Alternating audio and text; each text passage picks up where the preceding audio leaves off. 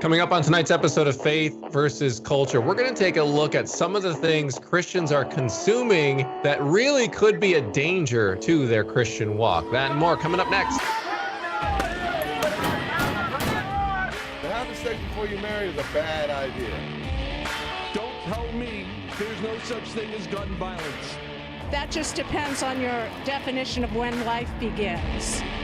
There are problems of sin and habit that cannot be solved outside the person of our Lord Jesus Christ.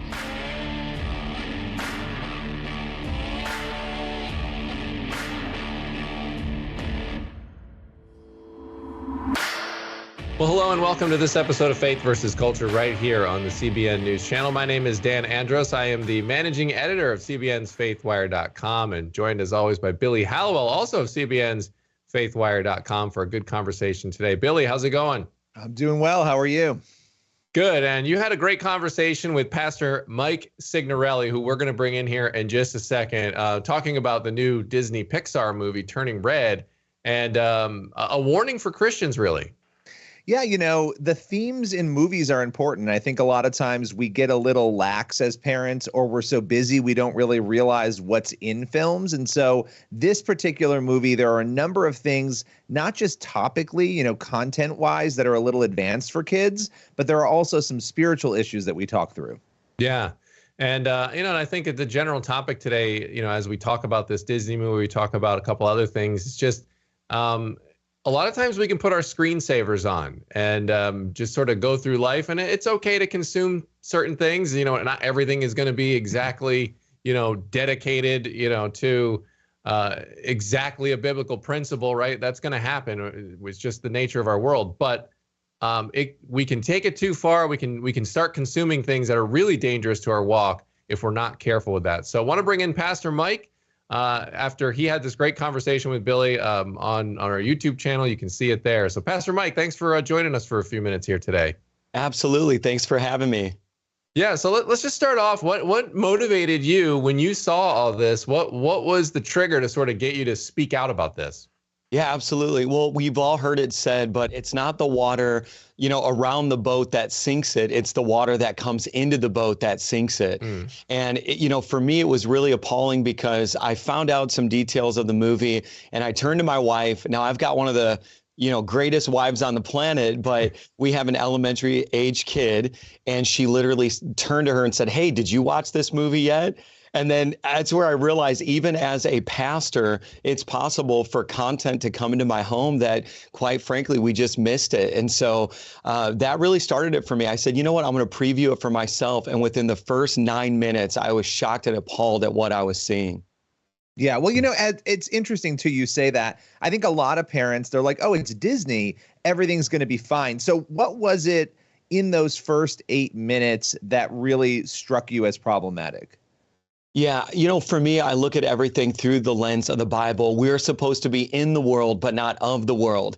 And, we're going to be exposed to things when we go to the grocery store. We're going to be exposed to things when we go to retail stores. But it's when it comes into our lives, that's when it becomes problematic. And within the first 8 minutes, you have this allusion to ancestry worship. Obviously, Hebrews chapter 9, verse 27 talks about how it's appointed to all of us once to live, then to die, then to face judgment. And so any kind of communication or, worship of ancestors is a problem scripturally for me. And then they start chanting. And then I realized that this is a ritual. And as the movie begins to play out, spoiler alert, the whole thing is this extended ritual with all these spiritual elements to it that, quite frankly, I deemed as demonic. And what's interesting too, I think you mentioned that your child there said, hey, Dad, how come everything seems to be represented in these movies from Disney and others, except for a committed Christian? And that really is true. You see all these other spiritual themes and witchcraft even, and all the things that you mentioned, and then it's like controversial somehow to have a regular Christian. Well, you're right. I live here in New York City. I have a 15-year-old and I have a 7-year-old, and the 15-year-old turned to me and she said, it seems as if we're coming to the point where every group is represented except for us. And, I think that's an important point. And for a teenager to make that observation, she goes to Anthropology, which is like a female clothing retailer, and sees horoscopes and, sees the occult books that they have on the top shelf, but she's not going to see a Bible. And so you see the lack of representation right now, and it's becoming increasingly obvious to anybody who's paying attention. Yeah, I mean, how important, you just brought up something else that I think is really interesting. These occult books. I was at Barnes and Noble. I shared this with you when we talked the other day. And, looking at books, and there's board games. My kids are with me. And then there's the Ouija board, like right in the middle of all these board games out right at Barnes and Noble. I mean, how important is it for us to be talking? And I know it's challenging. I have a 9-year-old and a 6-year-old, right? So you're trying to figure out, how do I talk about these things with my kid in an age appropriate way? But how important is it for us to figure out how to do that? Well, if the Bible talks about it, we talk about it at home. That's kind of my rule. Exodus chapter 22, verse 18 is like a very strict prohibition on, taking the sacred things of God and intermingling them, with these practices of other nations that were surrounding Israel. And, especially being here in New York City, I live in one of the most diverse neighborhoods of this city. And so my kids are going to be exposed to things, but that can be a great conversation starter as long as the standard is the Bible. But like you said, the bias is in what's not represented. You're not going to find Bibles at eye length in the shelving. You're going to find them around the corner on the bottom shelf. But you are going to see the occult, witchcraft, tarot card reading. Matter of fact, my 15-year-old, we plugged in the Wii U, and the default for the browser on a kid's device was literally a horoscope. And so that would be the first thing that she's exposed to. And you're never going to see scriptures represented as the default for a browser on an entertainment system for a kid. And so it's just becoming so painfully obvious at this point. Yeah, what do you say, Pastor Mike, to people who kind of take the other side of this? And there are a lot of Christians, I think, who take this side of things, and they say, oh, well, you're overreacting, and they're going to go crazy when they want to get out into the world on their own because they've not been allowed access to all this stuff. What do you say to that? Yeah, there's a difference between access and exposure. And we can't help, them from being exposed to things. But when they step into it, when they begin to practice it, that's when they start to open these doorways. And listen, I'm secularly educated. I used to teach journalism and English. And so I understand plot. Even with the movie, when I broke it down scene by scene in the extended version of my video, I really try to do diligence to, bring some levity to the conversation and balance it out. I don't want to be one of those extremists, like crazy emotional parents that, everything's the devil. But at the same time, if nothing's the devil, we also have a problem. And, where I'm at with this whole conversation is the best way to expose what's fake is to actually expose what's real. And so with my kids, I want them to have a real, authentic relationship with Jesus. When you meet the real Jesus, you'll always know a counterfeit Jesus when you're experiencing one. When you meet the real Jesus and there's real relationship with him happening in your home, my kids are encountering these things and their discernment has increased to the point where they're like, I don't want to watch it, turn it off. And to me, that's how I feel like I got at least an A- as a parent when those things happen. Yeah. And, it seems like, we're talking about this right now, and there have been lots of other Disney movies that have had similar themes over the years, even stretching back decades. But I do think the difference, you were talking about that analogy at the beginning, about, water's coming into the boat essentially, and the boat eventually sinks. Sometimes it's a little by little process, and that's how you get indoctrinated. I mean, that's how that happens. And you look out at the culture right now. I mean, we're talking about the Ouija board at Barnes and Noble. We're talking about the spell books and all these other things. I know you mentioned Teen Vogue. There was some articles in Teen Vogue a couple of years ago about witchcraft. This has become really something that's inundated everywhere. And so that's why it seems like this needs to be something that we're addressing and talking with our kids about, because it's probably only going to increase from here, I would assume. Absolutely. At one point I was an atheist, and I thought, that atheism was going to increase. I personally believe that people are more spiritually curious than ever. They're just finding it in a counterfeit power source. And so they're experiencing these things, and it is real to them. And, we know that the devil comes cloaked as an angel of light. And so I would expect that the devil doesn't show up with a pitchfork and horns, but rather an alternative form of good that's not God. And that's really what we're being drawn into. You mentioned Teen Vogue. I've talked about those articles. Right now, there's a hashtag on TikTok called Witch Talk.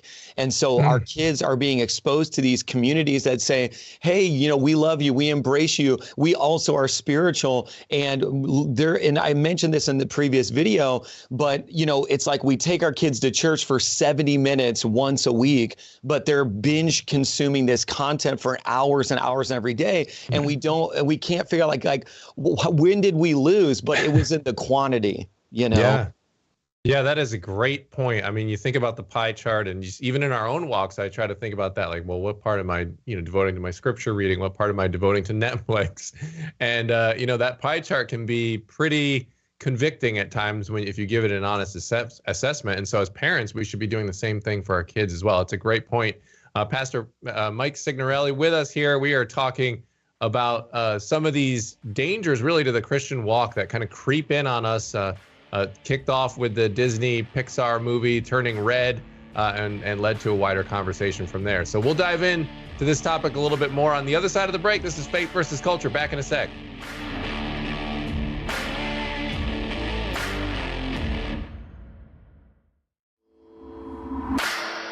All right, we're back on Faith versus Culture right here on the CBN News Channel. Dan Andros here, Billy Hallowell there. We are joined by Pastor Mike Signorelli, who has gone a bit viral here for his discussion on this new Disney Pixar movie, Turning Red, which we've had here a great conversation on that. And just generally speaking, how Christians should be handling some of these outside influences and themes that are bombarding us and our kids on a regular basis. So Pastor Mike, again, appreciate you being here. And you mentioned last segment that you were once an atheist. So I'm always interested to hear the conversion story. I love hearing a testimony. So can you talk a little bit about how you came to Christ after being an atheist?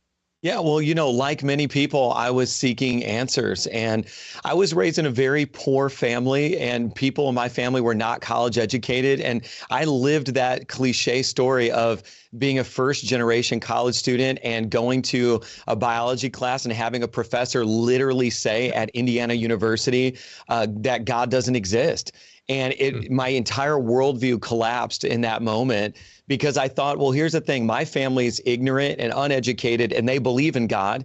And this guy's the most educated person I know, and he doesn't believe in God. Therefore, God doesn't exist. And so that really started a major conversation in my personal life. I did go full atheist, not agnostic. It was not I can neither deny nor prove God's existence. I was like, no, he doesn't exist. And but one thing I will say is I always stayed curious, and I started conversations on campus.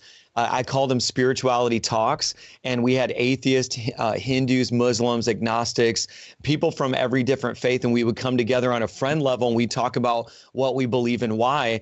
And that all culminated to my junior year, where kind of a plot twist, I believe it was a divine appointment. I ended up moving into a house randomly, and one of my roommates was an Ivy League educated theologian. And when he found out that I was an atheist, he took it upon himself to dismantle every single question and concern I had over the course of the year. And because, I didn't know that faith and reason could actually be married together. I thought that I didn't know that science, could prove the existence of God. And so he introduced me to astrophysicists like Dr. Hugh Ross, and, I guess people with a higher IQ than the guy at Indiana University who did believe in God. And I remember accepting Christ. It was more like a rededication. right there in the house junior year of college, and just weeping. And I couldn't stop saying, my mom was right. My mom was right. And, she didn't know all the things that I had learned on that journey of theology and science and how it intermingles with faith, but she was still right. And so that's part of my story. Now, all these years later, I'm a lead pastor of V1 Church, which I founded. And people are, I think, comforted to know that I've been on both sides and can help them. And we don't have to be ashamed about our doubts, just like doubting Thomas. I believe Jesus is still beckoning us to feel his nail-scarred hands. The proof is there. Well, it's interesting that God kept you engaged and interested in discussions about faith even during that time, right? That's really intriguing to me, that you were having those meetings, you were sitting down with people of other faiths and hashing that out. A lot of other people, they would just push it away, forget about it, not think about it. Did you feel like in those moments that you were a militant atheist? Would that be how you would have described yourself? You know what? Okay, I've been thinking a lot about, this witchcraft occult conversation we're having. And I believe that even some of the most militant atheists, they want to believe that there is something spiritual or metaphysical to this reality. And to them, it might be quantum mechanics. To them, it might be. But I do believe that there is an insatiable desire that they have to enter into the spiritual realm, which is why we see this playing out. I remember early on in my teaching career, I was teaching English, and I went to a national teachers convention, and they had this renowned futurist. And this guy was not a Christian. He was not a preacher, but he gave a talk, and he said, what can we expect within the next 20 years? And he was going through the list of things. And number one was that people were going to they're going to be seeking spiritual significance more so than any other known natural resource. And I remember that blowing my mind, and all of the teachers in the room just gasped, because we're all like, well, we teach social studies, how do we give our kids spiritual significance? But this futurist was saying, when we look at all the projections for the future, people are going to have natural resources, but what they're going to want is spiritual significance. So I think we all carry that desire. And most of the people that I've encountered and we've had extended dialogues about atheism have told me, I want to believe there's something else. Yeah, that's a great point. And, I agree with you. I think we all are embedded with that desire to understand who we are and why we're here. And, atheism, when you look at it and you run it down to its logical conclusion, I think shows that it basically is in contradiction, right? I mean, you ultimately land on no meaning. If we're all just molecules in motion, if we're all just, bags of gas going around, and we're just, cells firing aimlessly, and all of our reactions aren't really real, you ultimately land in a place where nothing means anything, and you have to borrow from the Christian worldview to make sense out of anything. Well, why be good for goodness sake? Because Yeah. What is good? I mean, What is it? They'll use that statement, we're good for goodness sake, but who defined what good is? Where does that even come from? Yeah. So true. Well, I'll tell you what, the peace that I have from the moment I made that decision is not the absence of hard times, but it's the presence of God through them. And I'm telling you, this whole situation, I mean, kids are experiencing a lot of counterfeit spirituality, but at the same time, I see Gen Z and TikTokers and influencers rising up, preaching an unapologetic gospel right now. And because they're information junkies, these kids really are finding the answers. And I've been so inspired by what I see at the same time. Whenever you have the prophets of Baal, you're going to have an Elijah. And I believe that, there are so many kids that are rising up in this time. And I'm praying that my daughter Bella is one of them. Some of the things that the insights and things that she said through the last several months have confirmed that, God is always raising up young people who really, truly know him. All right. Quick question for you on, the spiritual elements here, getting back to the film, a parent who might say to you, oh, okay, but it's just a cultural thing. We're just studying this cultural thing, and and the other parts are make believe. We need to respect other people's culture. We shouldn't be that concerned about it. How would you respond to them? I would respond with Leviticus chapter 20, verse 6. I would respond with the New Testament prohibition of witchcraft and occult practices. You know, in the history of Israel, there were bordering nations that practiced things that were against what God had commanded.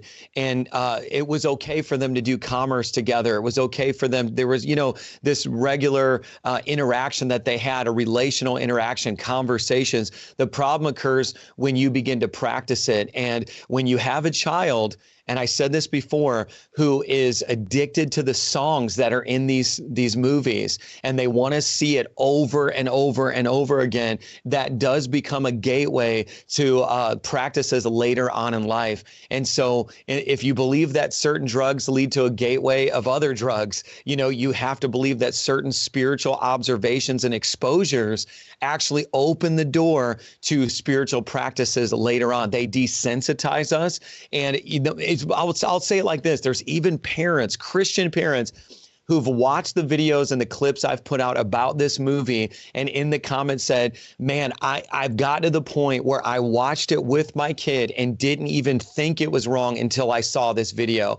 And I do believe we can get to the point where we become numb because, and we almost treat our kids like we treat ourselves. And if we don't have a filter, we cannot pass a filter on. And so I really believe that this is a conversation about, hey, are you still becoming a friend with the Holy Spirit?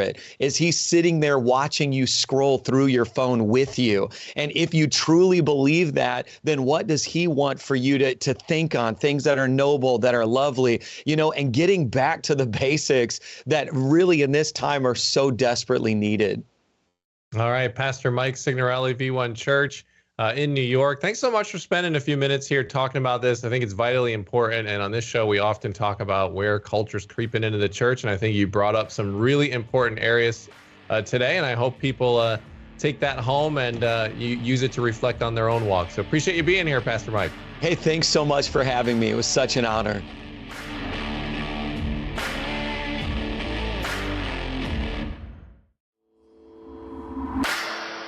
All right, we're back here on Faith versus Culture. Dan Andros here, Billy Hallowell there. Billy, great conversation with Pastor Mike, and I think it gave us a lot to think about. Yeah, discernment. I mean, that's the key, right? Like as parents, we have to pass on. The goal is to get everyone to heaven, to get our kids to heaven, to have them love Jesus. We have to have a filter on our own lives in order to pass a filter onto them. Yeah, absolutely. And I think, we talked about that. I loved his point too on how much we're consuming. We go to church for an hour and then we sit there and consume 100 hours of Netflix in a week. It's like, well, what do you think is going to happen? Like it's just right. The definition of insanity is doing the same thing over and over again. And if you're wondering why you're turning out like to love all these other things, but you watch 1 billion hours of Netflix and this other content and a little slice of church, well, I mean, you kind of, you get what you pay for. So garbage in, garbage out. Exactly. All right, we will be back to close it out. On the other side of the break, this is Faith versus Culture.